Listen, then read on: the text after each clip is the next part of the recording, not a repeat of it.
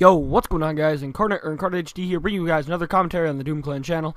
And what you guys are watching right now is a triple chem strike with a Maverick on the map Ignition by ZoomV. You guys know him, you love him. Maverick, pretty good gun. He's playing in, I believe, a party of 4 from what I can see. 3 or 4. None of them are running support. 2 people actually get chem strikes, so it's a total of 5 chem strikes in this game. And this game is kind of slow, to be honest, so actually cut out the first part of each streak to around the specialist bonus. So hopefully you guys don't, care about that, because this is almost a 9-minute commentary, and I really don't like sitting down for 12 minutes and talking into a microphone, because I kind of will run out of stuff to talk about. So what I am going to be talking about, once again, is another commentary, which is bringing you guys my opinion. As always, I do like to share my opinion with you guys.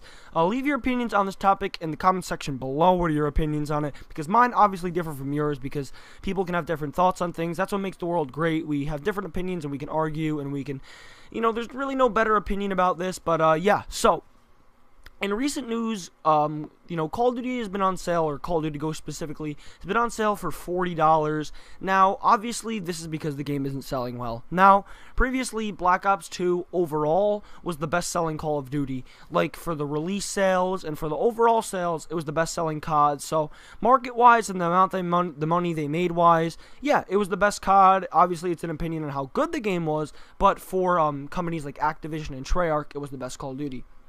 Now, reasons why I think Ghost is struggling is just because there's such a lack of interest in the game, and I feel like it's so repetitive. Now, I'm not here to rant. This is my opinion. You might think it's a rant, but it really isn't. I'm just sharing my opinions on why. I mean, the game really has no color. Now, you might say color. It doesn't really matter. But if you look at games like MW3 that had so much color, that game did insanely well. Now, I know that was back during the Call of Duty phase, when Call of Duty was still like a big part of YouTube, and now it's, it's died down a little bit, but the color in that game was outstanding, and everything just popped out, everything shined, and that's something that, might not seem like it plays a big part in it, but it kind of does, because most games that have really good graphics will attract more people, because the game is more complex and it looks nice. That's one thing that we want to see.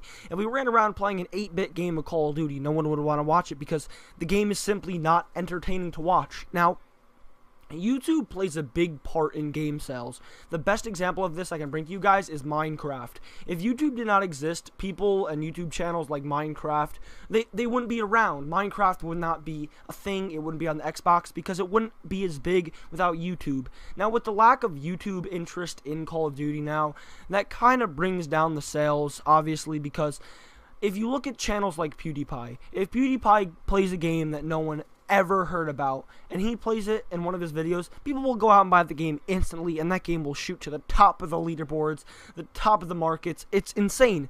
I remember once PewDiePie played a game, and that I'd never heard of it before, but it was instantly at the top of the App Store, and that's just the kind of effect that the internet has on things. Games like Flappy Bird, no one ever knew about them until some of the biggest YouTubers started playing it, and the money was insane. I mean, YouTube played such a huge part in getting that game out there, and if you look at games like COD Ghosts, it isn't selling well because YouTube really isn't a thing for it. No one really watches Call of Duty videos anymore. I mean, you look at people like Pomage, yeah, they upload Call of Duty, but it's not as much as it used to be. And people like Hutch and CNanners, they're all around, they're in the millions of subscribers. Syndicate is at 7 million subscribers from pretty much uploading strictly Call of Duty ever since like 2010 and, Black Ops 1 and Black Ops 2. It was insane what YouTube could do for game sales. But with the death of, the Call of Duty YouTube community, because obviously not all YouTube is dead, but Call of Duty has died down ever since MW2. The game sales have died down. Now, I know Black Ops 2 wasn't, big on YouTube, but it was the best-selling Call of Duty of all time, because it was a growing franchise, but then I think that was it. From this point on, I think the interest in Call of Duty is gone, and they need to do something. Now, the second part of the commentary is what I feel like they could do to make the next Call of Duty sales so much better.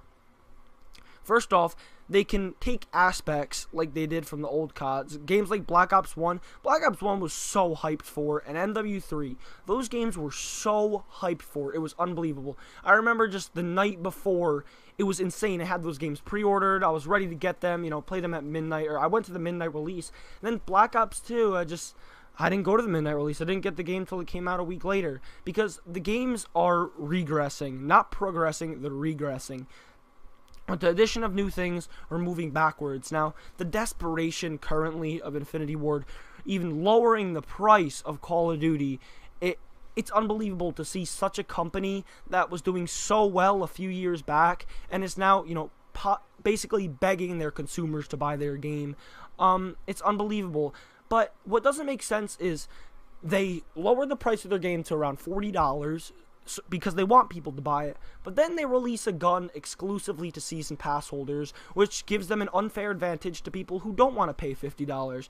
Now, spending $50 for a gun may seem ridiculous, and it seems ridiculous to most people, so why in God's name would Infinity Ward release that to season pass holders? Only a select few people would buy that, and that just makes your game that much more unfair and that much more, you know, bullshit to play, because people that, you know, have the money, you know, because some people, it's not a matter of having the money, it's just a matter of generally not wanting to spend $50 on a game you really don't enjoy. You want to bring people to enjoy the game, not make them pay $50 to enjoy it, if that makes any sense.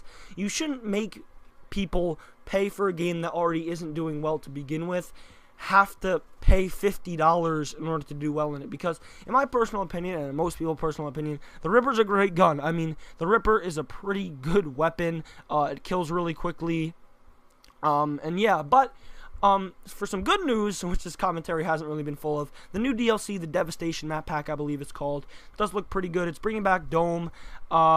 I thought Dome was already a remake of Strike Zone, or the other way around, Strike Zone was a remake of Dome, but it was. Apparently they want to bring it back. I do think that's a good move, but they're bringing in aliens. I don't know if you guys have seen the field order, but all the new maps, as you know, in the DLC have different field orders, like we saw in Fog, was the Michael Myers, and maps like Containment, you have the missiles coming down and Ignition. I believe the rocket launches, I'm not too sure, but now in Dome, for some reason, aliens from Extinction come out. I don't know why they're doing this. I mean, you want your game to sell.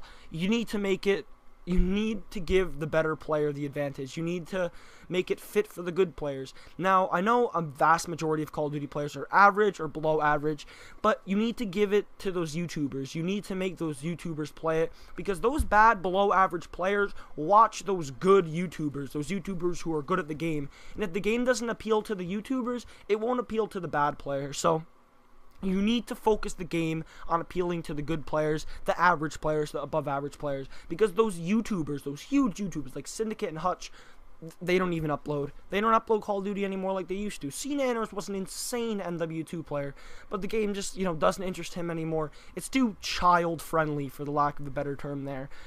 It doesn't really fit these bigger YouTubers, so they don't play it, and the game doesn't get out there, and just overall, the game's popularity is just non-existent. That's what we see in Call of Duty Ghosts, but this gameplay does wrap up in about a minute. Make sure you guys go sub to Zoom V. I actually don't even think I mentioned him. Make sure to go subscribe to Zoom. This is his gameplay, triple chem strike on the map Ignition. My name is Incarnate, or Incarnate HD. Go sub to Zoom, go sub to me. I'm nearing 1,500 subscribers, and I do believe Zoom is around 3,000 or 40,000, so that's really insane. Good job to Zoom for getting this gameplay.